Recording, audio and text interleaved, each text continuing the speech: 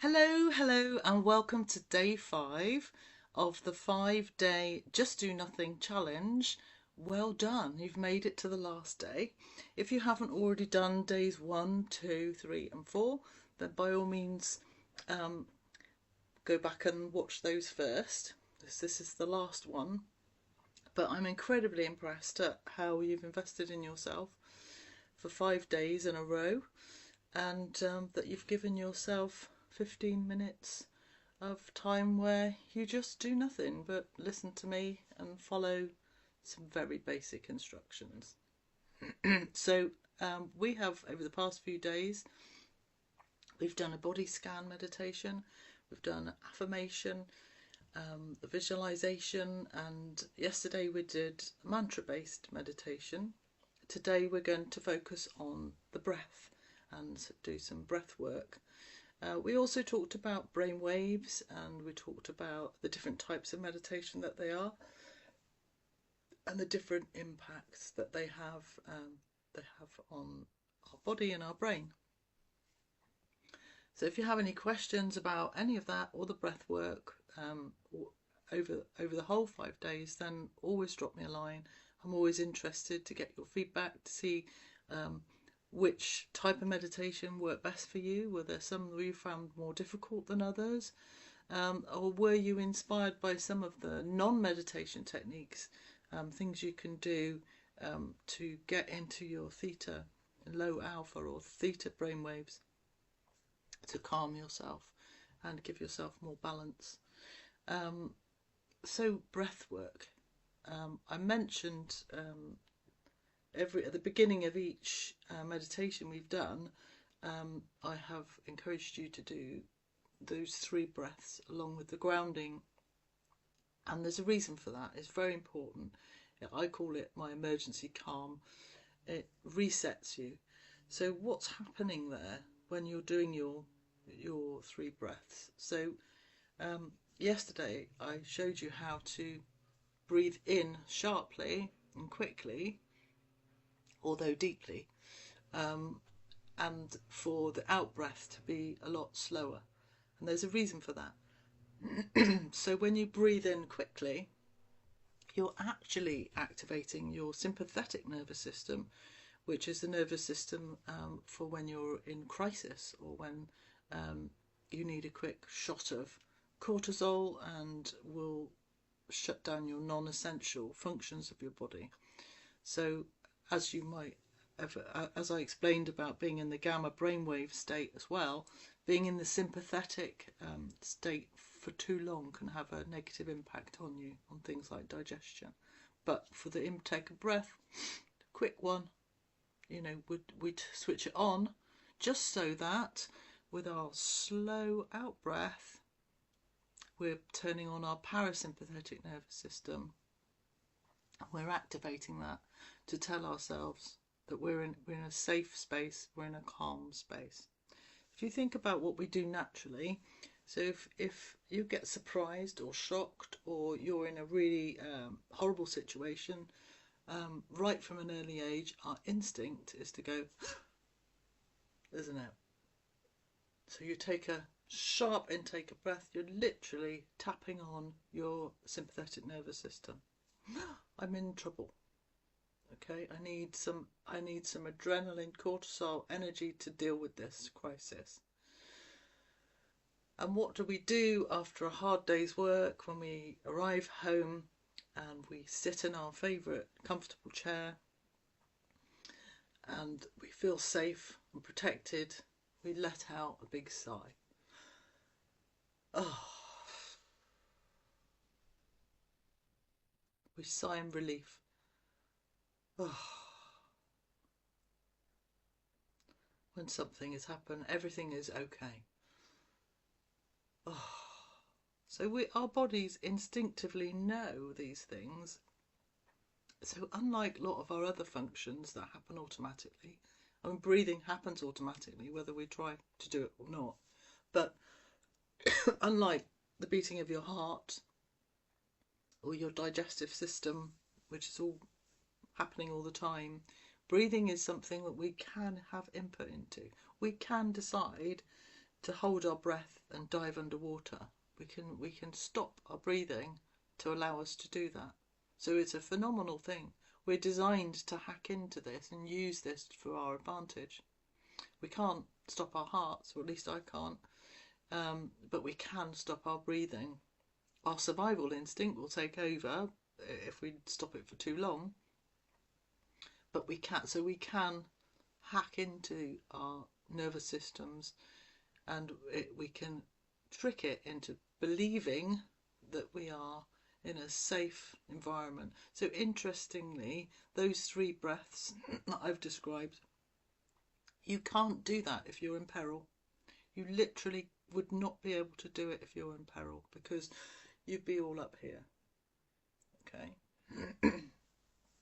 So what else is breathing good for? There's a lot of science and evidence to suggest that unlocking past traumas is something that can be achieved through breathing meditation.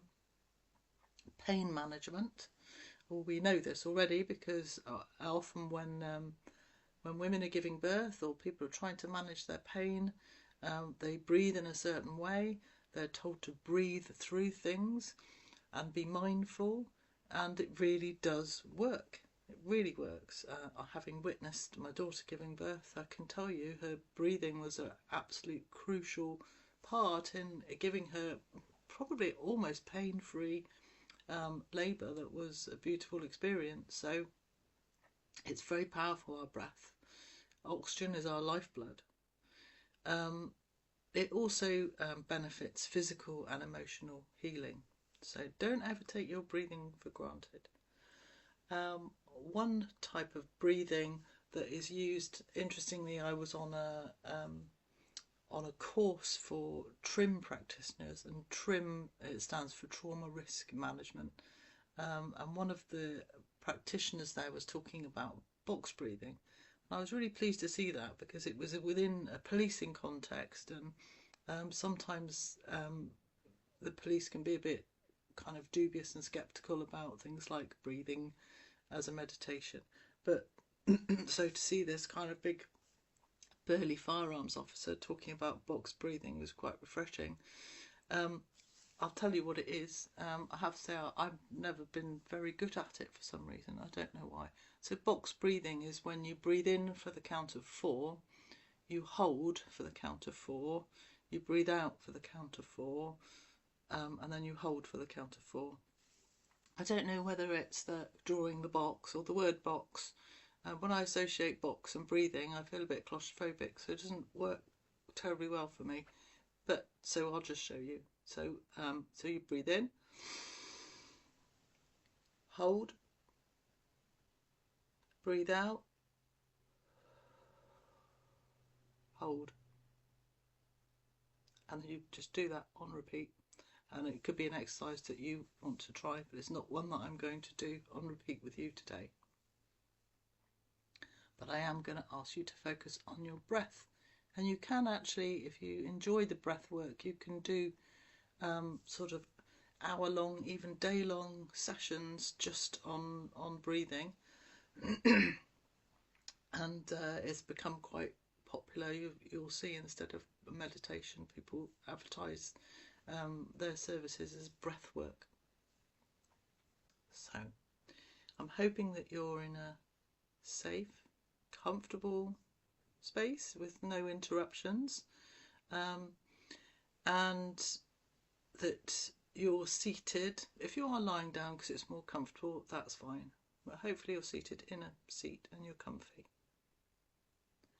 So I just want you, before we begin and before you close your eyes, just to look around the room, and if you can see 3 blue things, just look around and see if you can see 3 blue things.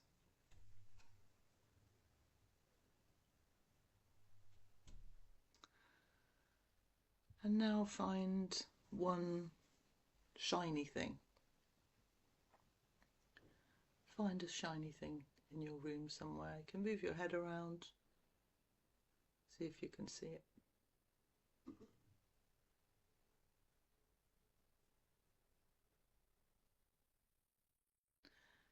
And now let's take those 3 breaths, having grounded ourselves, feet flat on the ground if you're seated. Take 3 breaths. Let's take a sharp breath in, hold, and then let go.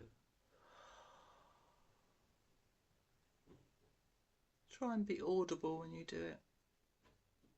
So take a deep breath in,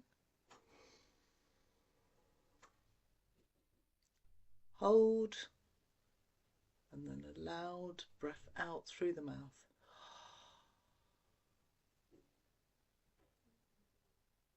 And one more time, a deep breath in,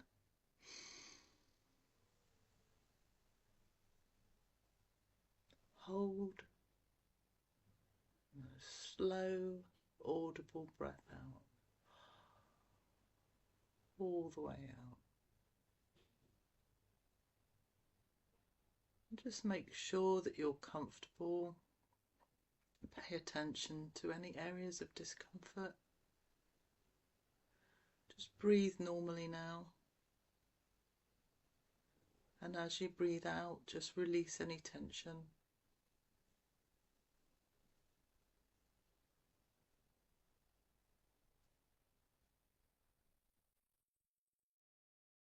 And let's just for a minute be deeply aware of our breathing. Just be aware of how naturally, deeply we breathe.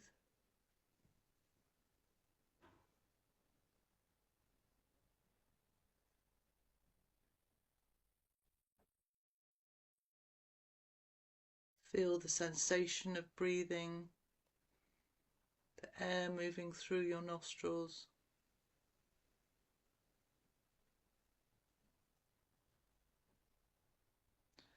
Be aware of the feeling of the breath on your top lip as you breathe out.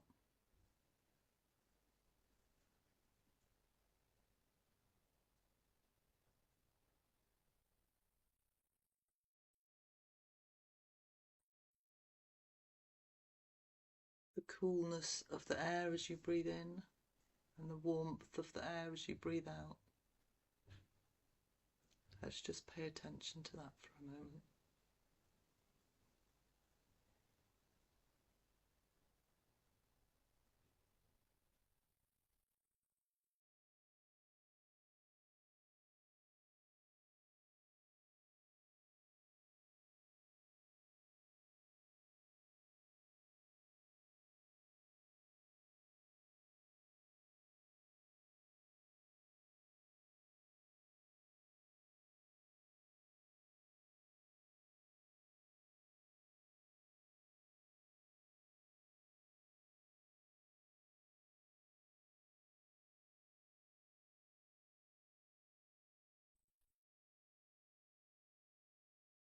I want you to imagine that as you're breathing in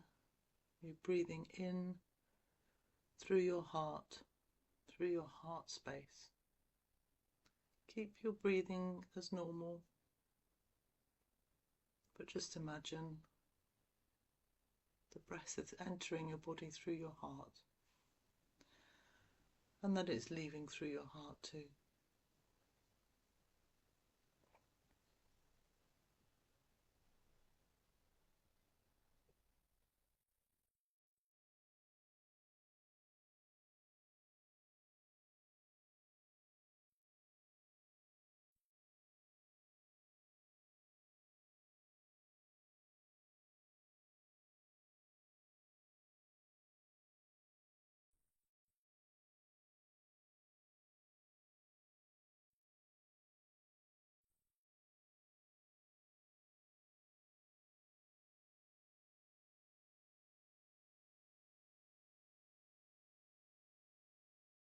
And now I'd like you to imagine that you're breathing in through your heart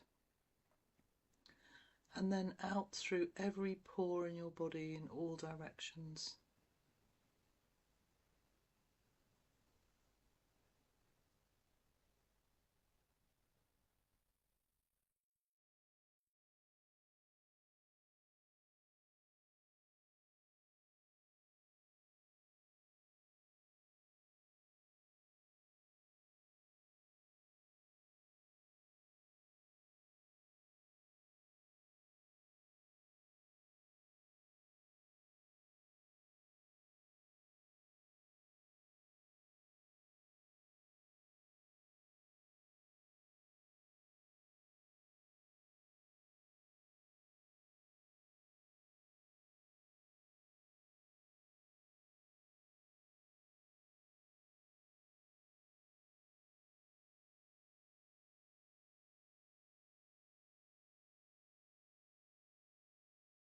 Now just return to breathing as normal and be aware of your breath entering and leaving your body.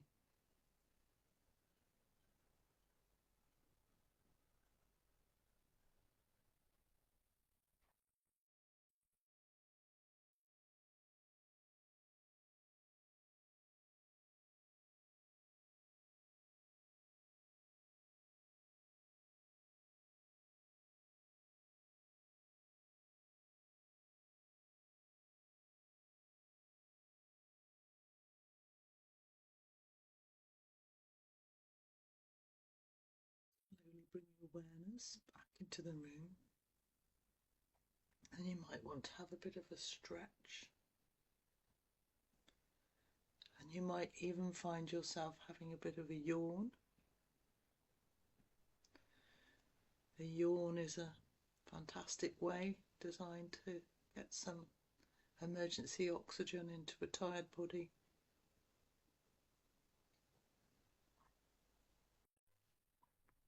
Well done for investing in yourself.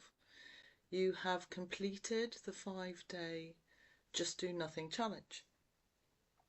And awesome, well done. It's not easy, is it, to carve out 15 minutes a day to do nothing and invest in yourself, but it's so important that we don't just operate at the high end of the scale, because that's where burnout lives. So I hope you can bring a little bit of doing nothing into your life. If you're not doing nothing, at least you can do activities that you now know benefit you, that are a bit calmer. If not meditating, then some other things that may have inspired you. There's many ways I can continue to support you. You can book a 10-minute resilience clarity call where we can discuss this and talk about you and what your needs are. Really passionate about supporting others, especially people that give so much to other people. And I'm always keen to hear your thoughts and ideas and your response to what I'm doing. I would like to help people build their inner strength and their resilience. I already am, actually, and it's an absolute blessing to have learned from overcoming trauma and burnout as I did, and be able to then pass it on to others is an absolute honour. So aside from things like this, which are free, if you want more free things and guidance and to be part of a community, you could do worse than to join the Facebook group, The Resilience Experience, where I am regularly putting free things there. You just need to apply to join the group, and I'll let you in. If you want small and powerful support, sort of every other day, I can send you a message. This is called micro resilience coaching, and those people that have subscribed to it have had really big positive response to it. They said it makes a difference. One person even said that it just stopped them in their tracks, and it moved them almost to tears. And it's just literally one sentence that I send every other day by email, but it can penetrate right through your busy day. And being moved to tears, by the way, they're not sad. It was just, it resonated with them in a powerful way. So they were good tears. I don't make you cry every other day. It's a good thing. And in fact, I read them myself, and I find them incredibly useful. They're just little reminders to be kind to ourselves, etc. And they're obviously different every other day, so sometimes they will really strike a chord with you. So if you would like to subscribe to micro resilience coaching, I will put a link into this chat. It's less than the price of a cup of coffee and only charged monthly. But if you really want to go in deep and commit to resilience building in a deep way, and I mean deep, this is not just learning how to meditate, this is looking at all manner of things that will help unlock trauma and help us really understand ourselves. I think each of us has got a unique path, but I think each of us have within us the strength to rebuild and be strong. So I've spent many months designing the Unbreakable Path resilience program, which I can deliver it one-to-one basis, or I'm launching shortly in coming months a group online which is slightly more cost efficient, and there are benefits from doing it online because you've got the whole community of people doing it at the same time. So if that's something you're interested in, then also let me know. But well done, and thank you very much.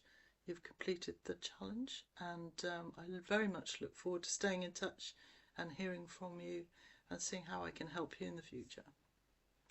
Bye for now.